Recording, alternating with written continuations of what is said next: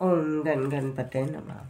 मैं अनु बजाज, ज्योतिष एडवाइज़र। आध्यात्मिक इच्छा पूर्ति यात्रा में आप मेरे साथ चल रहे हैं। शिव महापुराण की कथा में 7वां अध्याय ए भाग सुन रहे हैं।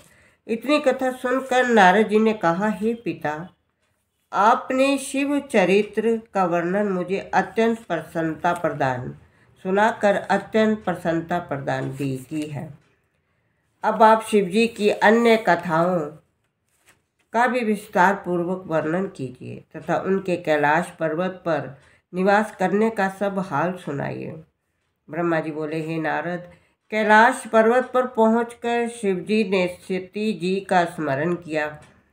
वीरभद्र आदि गणों के सम्मुख सती जी की महिमा का विविध प्रकार से वर्णन किया। उन्होंने सांसारिक मनुष्यों को कामदेव की महिमा दिखाने के लिए सती जी के वियोग में शोक प्रकट करते हुए अनेक प्रकार के चरित्र दिखाए।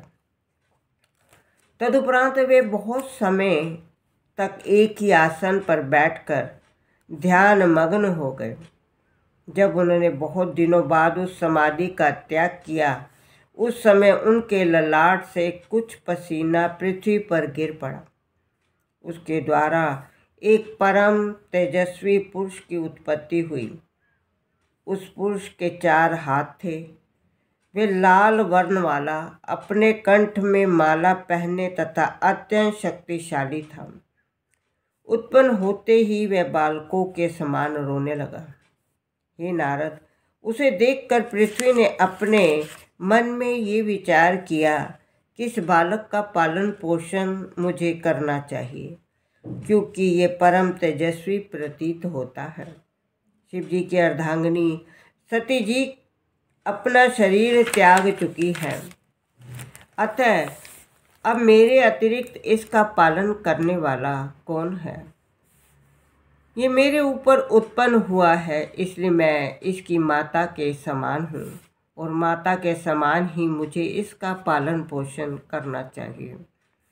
यदि मैं स्त्री रूप धर कर इसका पालन नहीं करूँगी तो शिव जी मुझे अवश्य ही दंड देंगे। ये निश्चय कर पृथ्वी ने अपने स्वरूप स्त्री के समान बनाया। पृथ्वी का ये स्वरूप अत्यंत सुंदर तथा पवित्र था। उसे देखकर ये प्रतीत होता था मानो कामदेव की पत्नी रति दूसरा अवतार ग्रहण करके आई हो। भगवान विष्णु ने फिर मोहिनी रूप धारण कर लिया तो ऐसा सुंदर स्वरूप बनाकर पृथ्वी उस बालक के समीप जा पहुंची और उसे अपनी गोद में उठाकर अपने स्तन को उसके मुख से लगाकर दूध पिलाने लगी। वे बार बार उसे देखकर हंसती और उसका मुख चूमती। शिव महापुराण की कथा आगे सुनने के लिए आप मेरा अगला वीडियो देखिए। ओम नमः शिवाय।